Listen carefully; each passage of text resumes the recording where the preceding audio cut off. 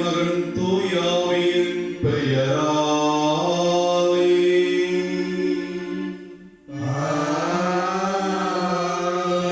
நம் ஆண்டவராகிய இயேசு கிறிஸ்துவின் அருளும் கடவுளின் அன்பும் தூய ஆவியின் தோழமையும் உங்கள் அனைவரோடும் இருப்பதாக.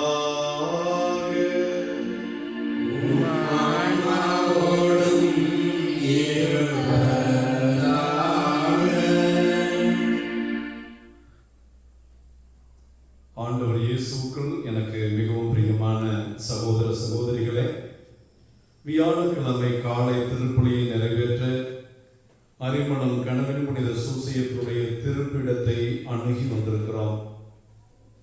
வியாழக்கிழமை அற்புத குழந்தை இயேசுவுக்கு அர்ப்பணித்த நாள். அற்புத குழந்தை இயேசுவினுடைய இந்த பக்தி கடவுள் நம்மில் ஒருவராக, நம்மை போன்றவராக, நம்முடைய இயலாமைகளிலும் இல்லாமையிலும் வறுமையிலும் நம்மில் ஒருவராக நம் மத்தியில் இருக்கிறார். நாம் வழக்கமாக சொல்லுவோம், இவர் நம்மாளு என்று. இவர் நம்மாளு என்று சொல்லும் போது நமக்கு அவரோடு பரிச்சயம் வருகிறது.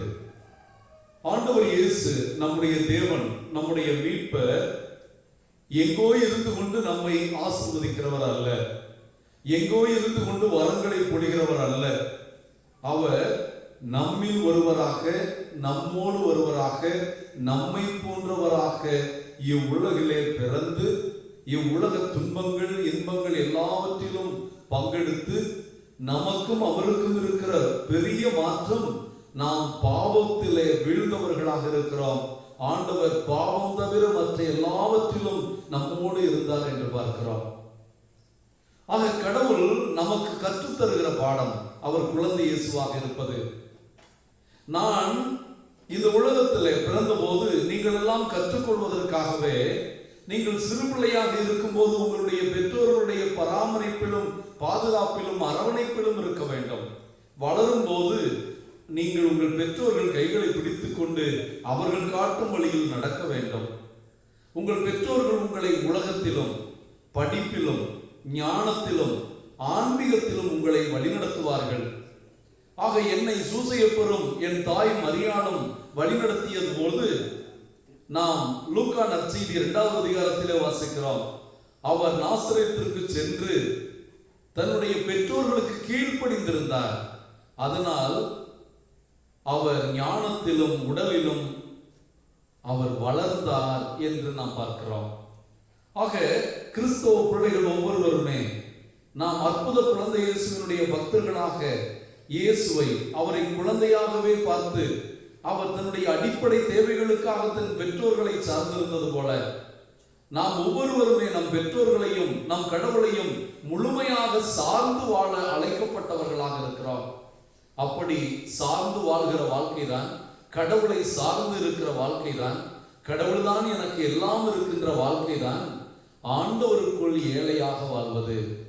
The poor in spirit, எளிய மனத்தோர் பேறு பெற்றோர், ஏழைகளே பேறு பெற்றோர் என்று சொல்லுகிற நிலையில் தான் அற்புத குழந்தை இயேசு இருந்தார். அந்த அற்புத குழந்தை இயேசுவின் நாளிலே அற்புத குழந்தை இயேசு வழியாக எல்லா அருளையும் கடவுள் கொண்டு வந்தார். மக்களுக்கெல்லாம் மாபெரும் மகிழ்ச்சியூட்டும் நற்செய்தியாக வந்தார். எசையா கூறியது போல அவர் வரும்போது குருடன் பார்ப்பான், செவிடன் கேட்பான், ஊமையன் பேசுவான், முடவன் புள்ளிமானை போல் துள்ளி குதிப்பான் என்ற புதுமைகளை எல்லாம் இப்பூமிக்கு கொண்டு வந்த அந்த அற்புத குழந்தை இயேசு மக்களின் மீட்பராக இருக்கிறார், மெசியாவாக இருக்கிறார். ஆக ஆண்டவர் இயேசுவிடம் நாம் சென்றால் அவருடைய வருகையினுடைய மறையின்மைகளை, அந்த மாண்புகளை நாம் தெரிந்து கொண்டால், if we come to know the secrets of the kingdom of God in infant Jesus, then we are going to be really happy and joyful and fruitful in everything. ஆகவே குழந்தை இயேசு மீது நாம் கொள்ளுகின்ற பக்தி, அவர் வழியாக நாம் கேட்கின்ற நற்செய்தியில கேட்கின்ற எல்லாவற்றையும், அவருடைய புதுமைகள் எல்லாம் அவர் வல்லமையுள்ள கடவுள் என்றும், அவருடைய போதனைகள் எல்லாம் இந்த கடவுளுடைய ராஜ்யத்திலே நாம் எப்படி இருப்பது என்றும், நாம் எப்படி இருக்க அழைக்கப்பட்டவர்கள் என்றும் சொல்லப்பட்டது.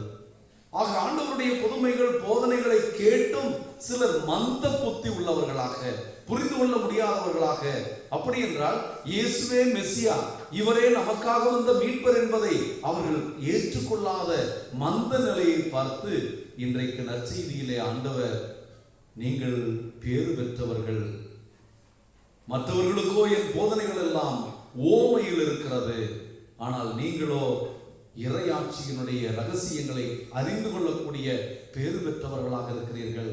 என் போதனைகளை காது கொடுத்து கேட்டு அதன்படி நடக்கிறவர்களே உங்களுக்கு மேலும் அருளப்படும். என் போதனைகளை கேட்டு என்னை ஏற்றுக்கொள்ளாதவர்களிடமிருந்து இறை பக்தியும் அவர்கள் பெற்றிருக்கிற அருளும் அவர்களை விட்டு விலகி போகும். ஆக என்னை விட்டு, என்னை பிரிந்து, என் போதனைகளை விட்டு, என்னுடைய பிரசன்னத்தை விட்டு நீங்கள் இறையாட்சியிலே, இவ்வுலகிலே எந்த அருளையும் பெற முடியாது என்று சொல்லுகிறார். இன்றைய நற்செய்தி விதைப்பவனுடைய ஓமைக்கும் அந்த ஓமையின் விளக்கத்திற்கும் இடைப்பட்ட பகுதியிலே இருக்கிறது. ஏன் இவர் ஓமையிலேயே போதிக்கிறார் என்று கேட்டிருக்க வேண்டும். இவர் நேரடியாக பேச வேண்டியதுதானே என்று கேட்டிருக்க வேண்டும். ஆகவேதான் ஆண்டவர் அதற்கான விளக்கத்தை கொடுக்கிறார். அன்புக்குரிய தேவ பிள்ளைகளே, அற்புத குழந்தை இயேசு, ஆண்டவர் இயேசு அன்னை மரியாளுடைய கரத்திலும் கனவின் புனித சூசையத்துடைய கரத்திலும் தன்னை அர்ப்பணித்தார். இவ்வுலகத்திலே தனக்கு ஒரு தாய், தனக்கு ஒரு தகப்பன் இருக்க வேண்டும் என்று சித்தமானார். காரணம், இந்த உலகத்தில் நாம் யாருமே அனாதைகள் இல்லை. கடவுள் நம்முடைய தாயாக, தந்தையாக, அம்மையாக, அப்பனாக இருக்கிறார்.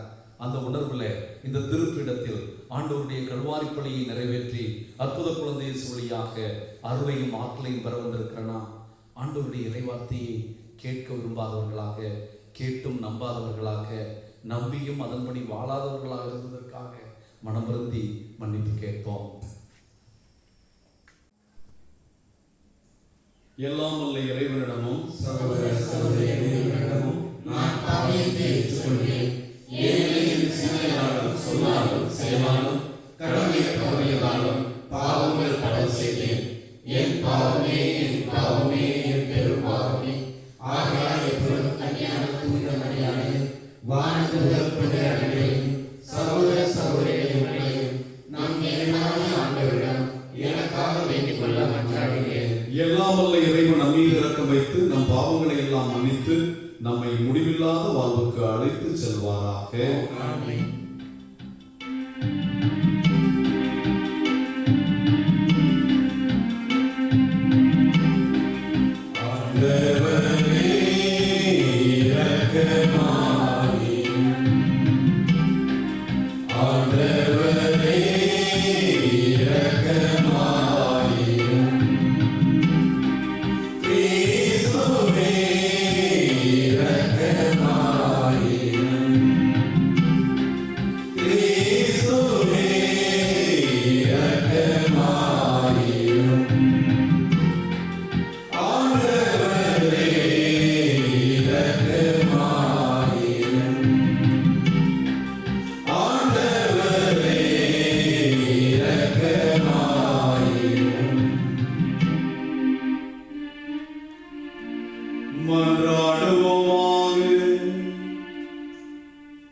பேரிரக்கமும் வல்லமையும் கொண்ட இறைவா, நீர் உளங்கணிந்தோம் அடியார்களாகிய எங்களில் உம் அருட்கொடைகளை பெருகச் செய்தருளும். உம்முடைய மனு உருவினால் நீர் குழந்தையாக இவ்வுலகில் அவதரித்ததை அற்புத குழந்தை இயேசுவாக கண்டு பாவித்து விசுவசித்து அருளை நாடி திருப்பிடம் வந்திருக்கும் எங்களுடைய நம்பிக்கை, விசுவாசம், எதிர்நோக்கு, அன்பு ஆகியவற்றால் நாங்கள் பற்றி எறியவும், ஆண்டவர் மீது கொண்டுள்ள விசுவாசம், அவரே எங்கள் மீட்பர், எங்கள் இரட்சகர் என்பதை நாங்கள் விழிப்புடனும் ஆர்வத்துடனும் கடைபிடித்து நிறைவாழ்வை பெற்றுக் கொள்ளவும் எங்களுக்கு அருள்வீராக. உம்மோடு பரிசுத்த ஆவியின் ஐக்கியத்தில் இறைவனாய் என்றென்றும் வாழ்ந்து ஆட்சி செய்கிற ஆண்டவர் திருமகனாகிய இயேசு கிறிஸ்து வழியாக உம்மை மன்றாடுகிறோம்.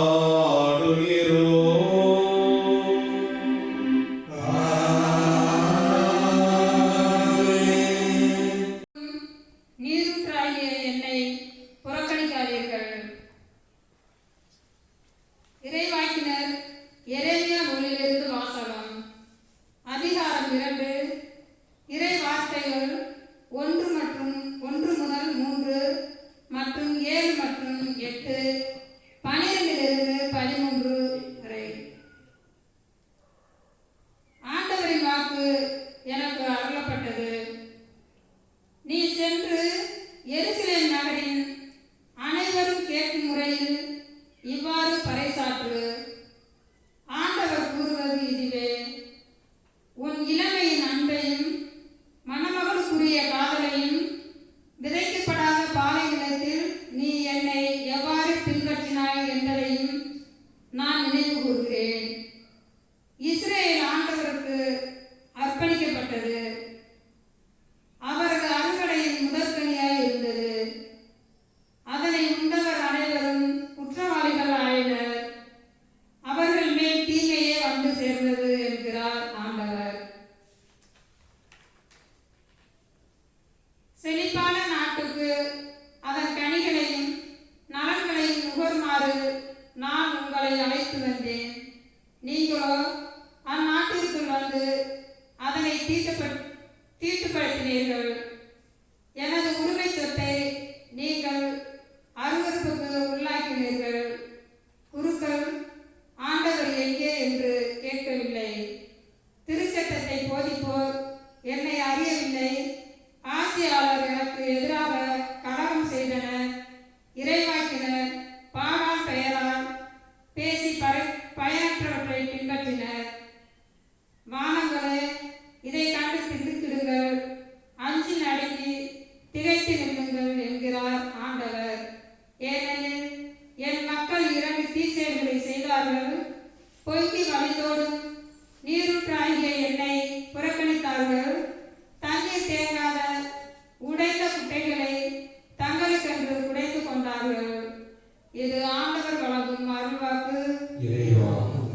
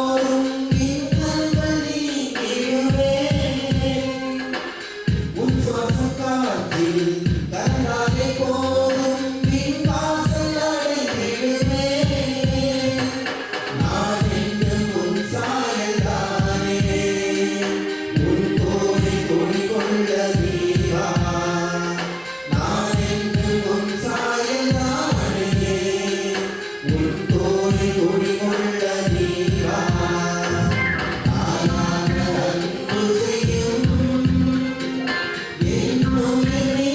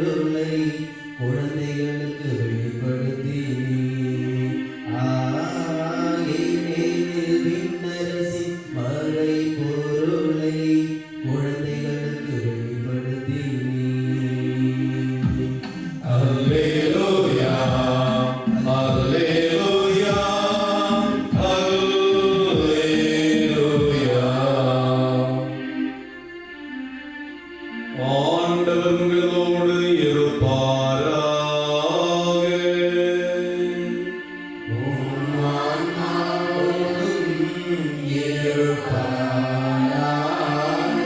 மத்தேயு எழுதிய தூய நற்செய்தியிலிருந்து வாசகம்.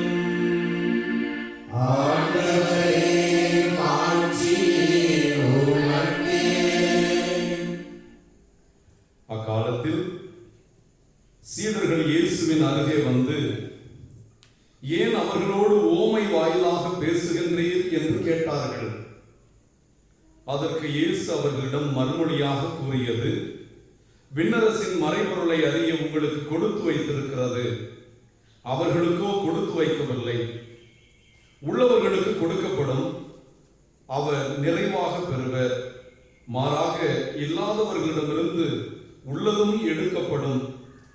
அவர்கள் கண்டும் காண்பதில்லை, கேட்டும் கேட்பதில்லை, புரிந்து கொள்வதும் இல்லை. இதனால்தான் நான் அவர்களோடு ஓமை வாயிலாக பேசுகிறேன். இவ்வாறு எசையாவின் பின்வரும் இறைவாக்கு அவர்களிடம் நிறைவேறியது. நீங்கள் உங்கள் காதால் தொடர்ந்து கேட்டும் கருத்தில் கொள்வதில்லை, உங்கள் கண்களால் பார்த்து கொண்டே இருந்தும் உணர்வதில்லை. இம்மக்களின் நெஞ்சம் கொழுத்து போய்விட்டது, காதும் மந்தமாகிவிட்டது. இவர்கள் தம் கண்களை மூடிக்கொண்டார்கள். எனவே கண்ணால் காணாமலும், காதால் கேட்காமலும், உள்ளத்தால் உணராமலும், மனம் மாறாமலும் இருக்கின்றார்கள். நானும் அவர்களை குணமாக்காமல் இருக்கின்றேன். உங்கள் கண்களோ பேறு பெற்றவை, ஏனெனில் அவை காண்கின்றன. உங்கள் காதுகளும் பேறு பெற்றவை, ஏனெனில் அவை கேட்கின்றன. நான் உறுதியாக உங்களுக்கு சொல்லுகிறேன், பல இறைவாக்கினர்களும் நேர்மையாளர்களும் நீங்கள் காண்பவற்றை காண ஆவல் கொண்டிருந்தார்கள், ஆனால் அவர்கள் காணவில்லை.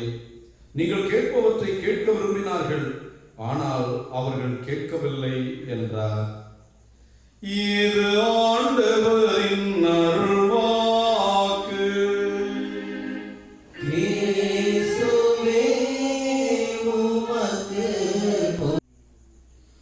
ஆண்டவர் இயேசு கிறிஸ்துவில் எனக்கு மிகவும் பிரியமான சகோதர சகோதரிகளே, இன்றைய நற்செய்தியானது நாம் வாசிக்க கேட்டோம். ஆண்டவர் இயேசு ஒரு இல்லத்திலே போதித்துக் கொண்டிருந்து விட்டு கடற்கரைக்கு வருகிறார். கடற்கரைக்கு வந்து அவர் தம் சீடர்களோடு பேசும்போது சீடர்கள் ஒரு கேள்வியை கேட்கிறார்கள். ஆண்டவரே, நீர் போதிக்கும் போது ஏன் ஓமைகளிலேயே போதித்துக் கொண்டிருக்கிறீர்? நீர் ஓமை சொன்னால் மக்களுக்கு எப்படி புரியும்? நீர் நேரடியாக வெளிப்படையாகவே நீர் யார் என்று சொல்லி இருக்கலாமே, அவர்களும் புரிந்து கொண்டிருப்பார்களே என்பது போல அந்த கேள்வியை கேட்கிறார்கள். ஒரு நற்செய்தி பகுதியை நாம் வாசிக்கிற போது எப்பொழுதும் அதனுடைய சூழலை பார்க்க வேண்டும். எந்த சூழலில், எங்கிருந்து, யாருக்கு சொல்லுகிறார்? இன்றைய நற்செய்தி பகுதியாகிய 13வது அதிகாரம் மத்தேயு 10-17 வரை அவர்கள் ஒரு கேள்வியை கேட்கிறார்கள். அந்த கேள்விக்கு ஆண்டவர் பதில் சொல்லுகிறார். ஆக இந்த கேள்வியை எப்பொழுது மக்கள் கேட்டார்கள்? ஆண்டவர் விதைப்பவன் ஓமையை பற்றி போதித்தவுடன் இந்த போதனை மக்களுக்கு, சாதாரண மக்களுக்கு இது புரியாததுதான். விதைக்கிறவன் விதைக்க சென்றான். ஒரு சில விதைகள் பாதையில் விழுந்தன, ஒரு சில விதைகள் பாறையில் விழுந்தன, ஒரு சில விதைகள் முச்செடியில் விழுந்தன, ஒரு சில விதைகள் நல்ல நிலத்தில் விழுந்தன. நல்ல நிலத்தில் விழுந்தது நிறைய பலன் கொடுத்தது. பாறையில் விழுந்தது வேறு இல்லாமல் போனது. பாதையில் விழுந்ததை பறவைகள் தின்றுவிட்டது. முச்செடிகள் நடுவில் விழுந்த விதை நெறித்து வளர்ந்து பலன் கொடுக்கவில்லை. ஒரு விவசாயிக்கு சொல்லுகிறாரோ, எப்படி விதைக்க வேண்டும் கவனமாக என்று சொல்லுகிறாரோ, எப்படி தவறாக புரிந்து கொள்ளலாமே என்ற கண்ணோட்டத்தில் தான் நீர் ஏன் ஓமைகளில் போதிக்கிறீர் என்று சொல்லுகிறார். இந்த ஓமைகளுக்கு விளக்கம் சொல்வதற்கு முன்னால் அவர்களுடைய கேள்விக்கு விளக்கம் சொல்லுகிறார். அன்புக்குரிய தேவ பிள்ளைகளை, நன்றாக ஆண்டவருடைய நற்செய்தி பகுதிகளை நாம் ஆழமாக படிக்காத போது, நான் 23 ஆண்டுகளாக குருவாக இருந்தும் நான் ஒவ்வொரு முறையும் படிக்கும் போது அதனுடைய புதுமைகளும் அதனுடைய விளக்கங்களும் நாம் அறியாத விளக்கங்கள் 1000 இருக்கின்றன. ஆக ஆண்டவர் இயேசு சொல்கிறார்கள், அவர்கள் கேட்டும் கேட்டும் உணராதவர்களாக, பார்த்தும் பார்த்தும் காணாதவர்களாக, உணர்ந்து பார்த்து செவி கொடுக்க முடியாதவர்களாக, அறியாதவர்களாக இருக்கிறார்கள். அதற்கு ஆண்டவர் சொல்லுகிறார், எசையா அந்த இறைவாக்கினர் இஸ்ரவேல் மக்கள் எப்படி இருந்தார்கள்? மந்த புத்தி உள்ளவர்களாக, அவர்களுடைய இதயம் கொழுத்து போயிருந்தது. நம்ம திட்டுவாங்க சில நேரத்துல, என்னடா கொழுத்து போய் தெரியலையா அப்படிமா. அதை சொல்லுகிறார் ஆண்டவர். அவர்கள் கொழுத்து போய் மந்த புத்தி உள்ளவர்களாய் கடவுளுடைய வார்த்தையை கேட்காமல் இருந்தார்கள். அப்படி என்றால் என்ன? கடவுள் அவர்களுக்கு செய்த அற்புதங்களை, எகிப்திலிருந்து மீட்டுக் கொண்டு வந்து பாலந்தேனும் மொழியும் கானாத்தில் அவர்களை இருக்க செய்த போது அந்த மக்கள் ஆபிரகாம், ஈசாக், யாக்கோப் எல்லாம் இறைவார்த்தைக்கு செவிப்படுத்து அந்த இஸ்ரவேல் குழந்தையாக இருந்த போது எப்படியெல்லாம் இருந்தது. ஆனால் அவர்கள் சொந்த நாட்டிலே வாழ்ந்து கடவுளுக்கு பிரமாணிக்கமாக இருக்க வேண்டியவர்கள் இறைவார்த்தையை புறக்கணித்தார்கள், கடவுளை தீட்டுப்படுத்தினார்கள். அவர்கள் கொழுத்த இதயமுடையவர்களாய், மந்த புத்தி உள்ளவர்களாய் கடவுளை புறக்கணித்தார்கள். அதுபோலத்தான் இறைவார்த்தை, நான் போதிக்கிற வார்த்தைகளை கேட்டும் என் மீது நம்பிக்கை கொள்ளாதவர்கள், அவர்களுக்கு எதை கேட்டாலும் பயனில்லை. அவர்களுக்கு இறையாட்சியின் ரகசியம் வெளிப்படுத்தப்படாது. நான் யார் என்பது அவர்களுக்கு தெரியவே தெரியாது. அதனால் அவர்கள் பலன் பெறப் போவதில்லை என்று யாரை பார்த்து சொல்லுகிறார்? இன்றைய நற்செய்தியிலே ஒரு சிலரை பார்த்து, இறையாட்சியானது உங்களுக்கு கொடுத்து வைக்கப்பட்டிருக்கிறது, இறையாட்சியின் ரகசியங்களை தெரிந்து கொள்ளுகிற பேர் பெற்றவர்கள் என்று தன் சீடர்களை பார்த்து சொல்லுகிறார். தன்னோடு கூடியிருந்த மக்களை பார்த்து சொல்லுகிறார். ஆனால் மந்த புத்தி உள்ளவர்கள், இருக்கிற யாருக்கும் கொடுக்கப்படும் என்று சீடர்களை பார்த்தும், இல்லாதவர்கள், கேட்காதவர்கள், என்னை நம்பாதவர்களிடமிருந்து உள்ளதும் எடுக்கப்படும் என்று பரிசேயர்கள், சதுசேயர்கள் அவருடைய போதனையை கேட்டு விசுவாசம் கொள்ளாத மக்களை குறித்து சொல்லுகிறார். ஆக மத்தேயு நற்செய்தி 4வது அதிகாரத்திலிருந்து 7வது அதிகாரம் வரை அவர் போதனைகளை போதித்தார். அவருடைய போதனை எளிதானது. எல்லாவற்றையும் கேட்டும் அவர்கள் எந்த மாற்றமும் இல்லாமல் இருந்தார்கள். 8, 9வது அதிகாரத்திலே பல புதுமைகளை செய்கிறார். அந்த புதுமைகளை செய்தும் அவர்கள் நம்பவில்லை. 10வது அதிகாரத்திற்கு பின்பு அவர் அவர்களுக்கு புரியும்படி ஓமைகளையும் ஓமானங்களையும் கதைகளையும் சொல்லியும் விளக்குகிறார். ஆண்டவர் அதனால்தான் சீடர்களிடம் ஒரு சில நேரங்களிலே கோபப்படுவார். நான் இன்னும் எப்படி உங்களுக்கு விளக்குவேன்? இது கூட உங்களுக்கு புரியவில்லையா? நீங்கள் மந்த புத்தி உள்ளவர்களா? நீங்கள் புரிந்து கொள்ள வேண்டும் என்ற ஆவல் இல்லாமல் இருக்கிறீர்களா என்றெல்லாம் கேட்பார். அன்புக்குரிய தேவ பிள்ளைகளே, இன்றைய நற்செய்தியிலே ஆண்டவர் சொல்வதனுடைய சுருக்கமான விளக்கம், நாம் இறை வார்த்தையை ஆழமான இதயம் கொண்டு கேட்க வேண்டும். செவி கொண்டு கேட்டு அது திரும்பி போய்விட்டால், கேட்கிறவர்களாக மட்டும் இருந்தால் பாதையில் விழுந்த விதைகளைப் போல் நாம் கேட்டவை நம்மை விட்டு போய்விடும். பாறை மீது விழுந்தவர்களாக இருந்தால் கேட்போம், அதை வாழ வேண்டும் என்று ஆசைப்படுவோம். ஆனால் இன்னொரு பிரச்சனை வந்தவுடன் இறைவார்த்தையை தூக்கி போட்டு விடுவோம். ஆக நாம் பார்க்கின்ற திருப்பலி, நாம் செய்கின்ற ஜெபங்கள், விவிலிய வசனங்கள் எல்லாம் நம்மை ஆழமாக வாழ விடாமல் வேறில்லாத பயிரானது கருகி விடுவது போல நாம் ஆழமில்லாத விசுவாசிகளாக இருப்பதனால் அழிந்து விடுகிறோம்.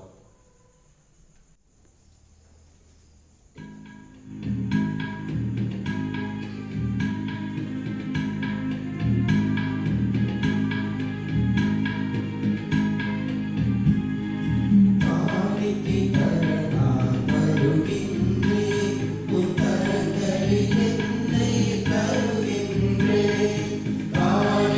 தர நான் வருகின்றேன், உன் கரங்களிலே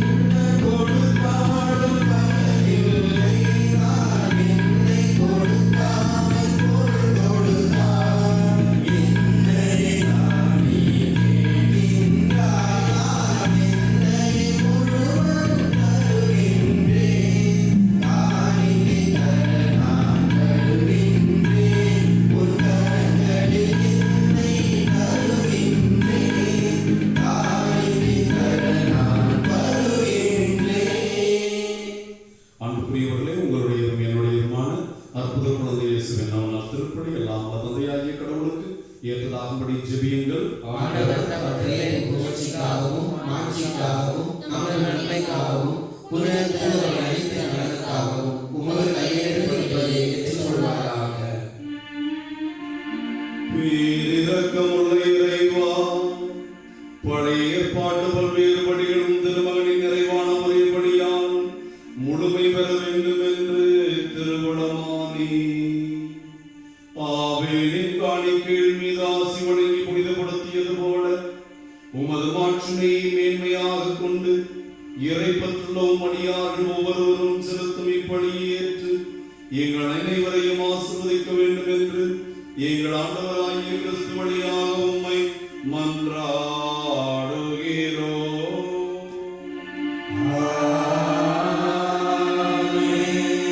ஆண்டவர் உங்களோடு இருப்பாராக. உம் ஆன்மாவோடும் இருப்பாராக. இறையங்களை ஆண்டவரிடம் எழுப்புங்கள்.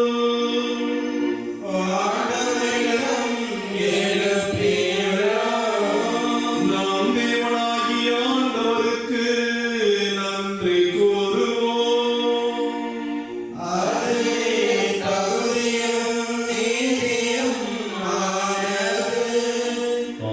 ஆண்டவரே, தூயவரான தந்தையே, என்றும் உள்ள எல்லாம் வல்ல இறைவா, எந்நாளும் இவ்விடத்திலும் நாங்கள் உமக்கு நன்றி செலுத்துவது மெய்யாகவே தகுதியும் நீதியுமாகும். எங்கள் கடமையும் மீட்புக்குரிய செயலுமாகும். நாங்கள் வாழ்வதும் இயங்குவதும் இருப்பதும் உம்மிலேதான்.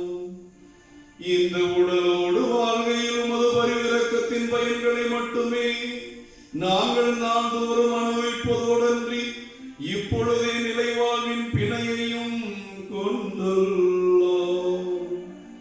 ஏனெனில் உம் ஆவியாரின் முதற்கனிகளை பெற்றுள்ள நாங்கள் பாஸ்கா மறை நிகழ்வுகளின் பயன் எங்களுக்கு என்றும் உண்டு என நம்புகின்றோம். அந்த ஆவியார் வழியாகவே நீர் இயேசுவை சாவினின்று உயிர்த்தெழச் செய்தீர். ஆகவே நாங்கள் வானதூதர் புனிதர் அனைவரோடும் வான்படைகளின் தூதரணிகளோடும் ஒன்று சேர்ந்து உம்மை புகழ்ந்து போற்றி ஒரே குரலாய் பாடுவதாவது.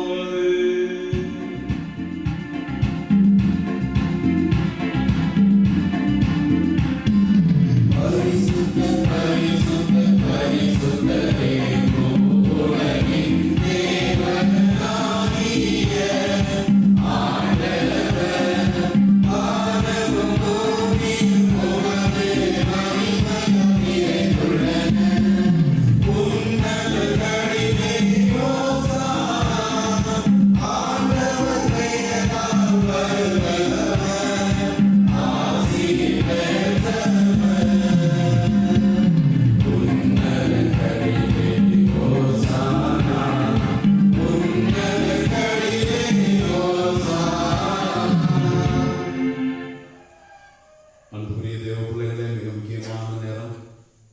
பரிசுத்த ஆவியானவர் அற்புதமாக ஆண்டவருடைய வல்லமை இறங்கி வருகிற நேரம். அதிசயங்களின் அதிசயம் என்று சொல்கிறோமே, நற்கருணை அருளுடையாளத்தை ஆண்டவருடைய ராபோசனத்தை நினைவூட்டுகின்ற இந்த மேஜை, பெரிய வெள்ளிக்கிழமை இயேசுவின் மரணத்தை, சிலுவையில் அவர் உயிர் விட்டதை நினைவூட்டுகின்ற இந்த பலிகள், இந்த பலியும் இந்த ராபோசன மேஜையும் மறுபடியும் இங்கே நிறைவேறுகிறது. அது போன்றதல்ல, ஆண்டவர் இங்கே உண்மையிலேயே பலியாகிறார். ஆண்டவர் உண்மையிலேயே இங்கே பிரசன்னமாகி இறங்கி வருகிறார். இந்த மேலான உண்மையை உணர்ந்தவர்களாய் ஆண்டவர் வல்லமையோடு இறங்கி வந்து இந்த அப்பத்தையும் ரசத்தையும் அவருடைய திருவுடலும் திருநத்தமாக மாற்றுகிற இந்த நேரத்தில் நடக்கின்ற இந்த ஆவியின் அற்புதமான கொடையின் நேரத்தில் நமக்கு வேண்டிய ஜெபங்களை, நம்முடைய விண்ணப்பங்களை, நம்முடைய குடும்பங்களை எல்லாம் ஆண்டவருக்கு கொடுத்து இந்த சாதாரண அப்பத்தையும் திராட்சை ரசத்தையும் மாற்றுகின்ற தேவனே, என் குடும்பத்து பிரச்சனைகள், என் குடும்பத்தில் இருக்கிற ஆயிரம் பிரச்சனைகள், கட்டுகளை உம்மால் நீக்கக்கூடும் என்று நம்பி ஆண்டவர் எழுந்தருளி வருகிற நேரத்துல நூற்றுவ தலைமுறை போல, பெரும்பாடுபட்ட பெண்ணை போல, கஷ்டப்பட்டு அவரிடம் மூடி வந்தவர்களைப் போல நாடி வந்திருக்கிற நாமும் நம் இல்லங்களில் இருந்தவர்களாய் இந்த நேரத்தில் நம் ஜெபங்களை எல்லாம் உருக்கமாக ஒரு பாதத்தில் வைத்து இந்த எழுந்தேற்றத்திலே பங்கெடுப்போம். ஆண்டவரே, நீர் மெய்யாகவே தூயவர், தூய்மை அனைத்துக்கும் ஊற்று. ஆகவே உடைய ஆவியை பொழுது காணிக்கைகளை புனிதமாக்க வேண்டும் என மன்றாடுகிறோம். இவ்வாறு எங்கள் ஆண்டவர் இயேசு கிறிஸ்துவின் உடலும் இரத்தமுமாக இவை எங்களுக்கு மாறுவதாக. அவர் பாடுபட மனம் வந்து நம்மை கையளித்த போது அப்பத்தை எடுத்து தந்தையாகிய கடவுளுக்கு நன்றி செலுத்தி தம் சீடர்களுக்கெல்லாம் கொடுத்து அவர் கூறியதாவது: அனைவரும் இதிலிருந்து பெற்று உண்ணுங்கள், ஏனெனில் இது உங்களுக்காக கையளிக்கப்படும் என் உடல்.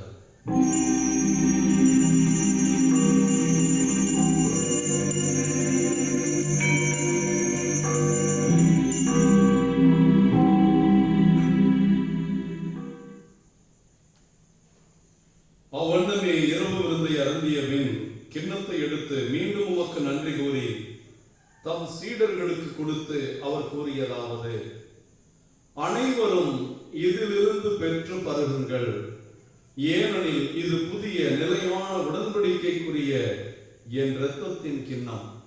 இது பாவ மன்னிப்புக்கென்று உங்களுக்காகவும் பலருக்காகவும் சிந்தப்படும்.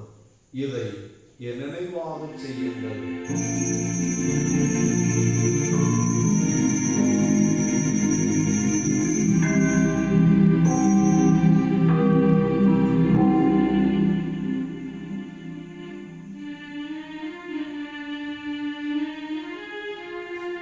இறை நம்பிக்கைக்காக இவ்வுலகம் விரைவிலே கொரோனாவின் துடியிலிருந்து முழு விடுதலை பெறுவதற்காக கரும்புரித்து விசுவாசத்தோடு ஜெபிப்போம். விண்ணுலகில் இருக்கிற எங்கள் தந்தையே, உமது பெயர் தூயதென போற்றப்படுக, உமது ஆட்சி வருக, உமது திருவுளம் விண்ணுலகில் நிறைவேறுவது போல மண்ணுலகிலும் நிறைவேறுக. எங்கள் அன்றாட உணவை இன்று எங்களுக்கு தாரும். எங்களுக்கு எதிராக குற்றம் செய்வோரை நாங்கள் மன்னிப்பது போல எங்கள் குற்றங்களை மன்னியும். எங்களை சோதனைக்கு உட்படுத்தாதையும், தீமையிலிருந்து எங்களை விடுவித்தருளும். ஆண்டவரே, தீமை அனைத்திலுமிருந்தும் உம் மக்களை விடுவித்து எங்கள் வாழ்நாளில் அமைதியை கனிவுடன் அருள உம்மை மன்றாடுகிறோம். உமது இரக்கத்தின் உதவியால் நாங்கள் பாவத்திலிருந்து எப்போதும் விடுதலை பெற்று எந்த கடக்கமும் பயமும் இல்லாமல் நலமாயிருப்போமாக. நாங்கள் எதிர்நோக்கி இருக்கும் பேரின்பத்துக்காகவும் எம்மிப்பராகிய இயேசு கிறிஸ்துவின் வருகைக்காகவும் காத்திருக்கின்றோம். ஏனெனில் ஆட்சியும் வல்லமையும் மாட்சியும் என்றென்றும் உமதே. ஆண்டவராகிய இயேசு கிறிஸ்துவே, அமைதியை உங்களுக்கு விட்டுச் செல்கிறேன், என் அமைதியை உங்களுக்கு தருகிறேன் என்று உம் சீடர்களுக்கு வாக்களித்தீரே. எங்கள் குற்றங்கள், குறைகள், பாவங்கள், பலவீனங்கள் ஒரு சில வேளைகளிலே கொழுத்த மனமுடையவர்களாய், மந்த புத்தி உள்ளவர்களாய், உம்மை அறிந்தும் அறியாதவர்களாய், உம் நற்செய்தியை கேட்டும் கேளாதவர்களாய் வாழ்கின்ற எங்களுடைய இயலாமையை கண்ணோக்காமல் உம் மீது கொண்டிருக்கிற எளிய விசுவாசத்தை கண்ணோக்கி எங்களுக்கும் எங்கள் குடும்பத்திற்கும் உலக மக்களுக்கும் ஒற்றுமையும் அமைதியும் அளித்திருட திருவுளம் கொள்வீராக. என்றென்றும் வாழ்ந்து ஆட்சி செய்கின்றவர் நீரே. ஆமென்.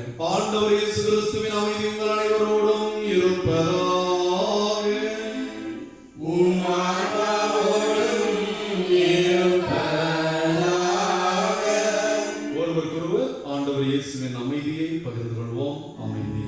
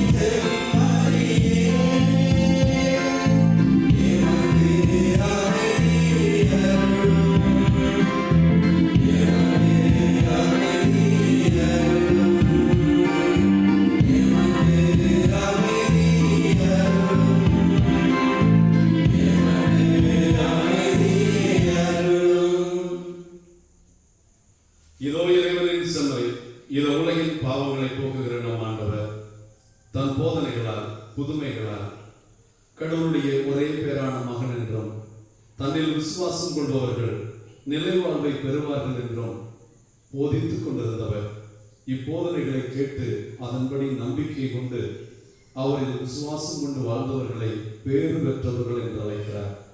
இந்த ஆண்டவருடைய திருவிருந்தில் கலந்து கொள்கிற நாம், இவர் உயிருள்ள தேவன், நம் மீட்பு, நம் இரட்சணியம், நமக்கு வாழ்வு இவரிடமிருந்தே வருகிறது என்று நம்பி இவரில் விசுவாசம் கொண்டவர்களாய் வாழ அழைக்கிறார். இந்த ஆண்டவருடைய திருவிருந்தில் கலந்து கொள்கிற நாம் அனைவரும் பேர் பெற்றோர். ஆண்டவரே, நான் ஏற்றவர், ஆனால் ஒரு வார்த்தை மட்டும் சொல்லுகிறோம், எனக்கு ஆன்மா நலமடையும். கிறிஸ்துவின் திருவுடலும் திருரத்தமும் விரிவுக்கொள்ளும் எனக்கும் உங்களுக்கும் நித்திய வாழ்வு பெற்றுத் தருவதாக. நன்றி கூறி மன்றாடுவோமாக. பேரிரக்கமுள்ள ஆண்டவரே, உம்மை அற்புத குழந்தை இயேசுவாக நினைவு கூர்ந்து விண்ணகமறை நிகழ்வுகளால் நிறைவு செய்த உம்மக்களுடன் கனிவாய் நீர் தங்கியிருக்க உம்மை வேண்டுகின்றோம். இறை வார்த்தையை கேட்கும் மக்களாக மட்டுமல்லாமல் கேட்டு செவிமடுத்து அதன்படி வாழ்ந்து நிறை பலனளிக்கும் மக்களாக மாற, பழைய நிலையிலிருந்து புதிய நிலைக்கு கடந்து வர எங்களுக்கு அருள்வீராக. உம்மோடு பரிசுத்த ஆவியின் ஐக்கியத்தில் இறைவனாய் என்றென்றும் வாழ்ந்து ஆட்சி செய்கிற ஆண்டவரும் திருமகனுமாகிய இயேசு கிறிஸ்து வழியாக உம்மை மன்றாடுகிறோம்.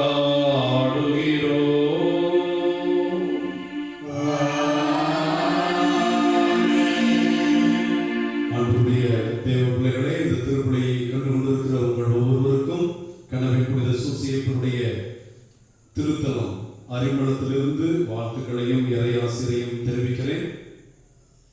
நீங்கள் திருப்பலி கருத்துக்களை நிறைவேற்ற விரும்புகிறவர்கள், இந்த திருப்பலியை உபயம் செய்ய விரும்புகிறவர்கள், இந்த திருப்பலியிலே என்னுடைய தொலைபேசி எண் வரும், நீங்கள் தொடர்பு கொள்ளலாம். திருப்பலியை உபயம் செய்தும் திருப்பலி கருத்துக்களை நிறைவேற்றியும் இந்த திருப்பலியை நாம் உங்களுக்காக ஒப்புக் கொடுக்க விரும்புகிறோம். நீங்கள் நம்முடைய புதிய ஆலய பணி அறிமணத்தில் கட்டப்பட்டு கொண்டிருக்கிற புதிய தேவாலயத்திற்காக உங்களுடைய காணிக்கைகளையும் உங்களுடைய ஜெபங்களையும் மிகுந்த மகிழ்ச்சியோடு வரவேற்கிறோம். நாங்கள் உங்களுக்காக ஜெபிக்கிறோம். ஜெபத்தில் எங்களோடு இணையவும் கனவின் புனித சூசியப்பரோடு நாம் அற்புத குழந்தை இயேசுவோடும் பெரும் துன்ப முடிச்சுகளை அவருக்கு மரியாவோடும் திருக்குடும்பமாக வாழவும் இறைவன் உங்களை ஆசீர்வதிப்பாராக. ஆண்டவர்களோடு இருப்பாராக.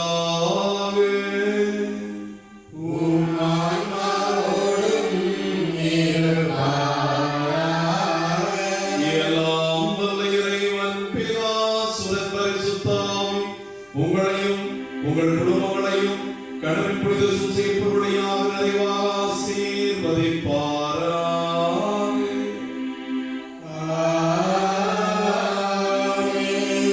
பல்வேறு புதுமைகள் வழியாக அற்புதம் புரிந்த அற்புத குழந்தை இயேசுவின் திருக்கரங்கள் நம்மோடு இருந்து நம்மை காக்கும் என்ற நம்பிக்கையில் சென்று வாழுங்கள். திருப்பலி நிறைவேறிற்று.